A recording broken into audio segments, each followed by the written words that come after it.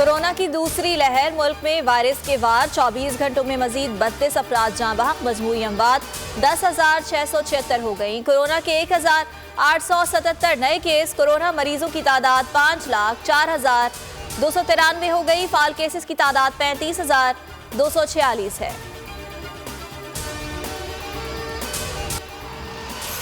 मुल्क भर में सर्दी की शिद्दत के साथ ही गैस बहरान भी शदीद होने लगा। घरेलू और इंडस्ट्रियल सार्फिन की जरूरियात के पेश नज़र कराची समेत सिंध भर में CNG स्टेशन 3 रोज के लिए बंद।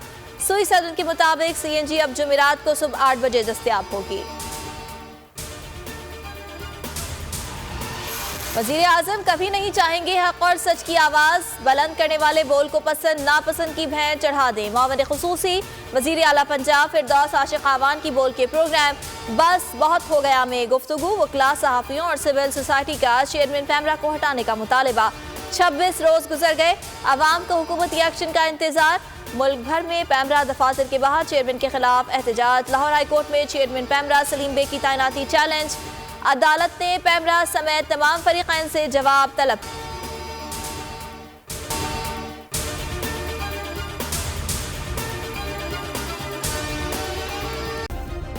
सब्सक्राइब करें और बेल दबाएं ताकि कोई खबर रह न जाए।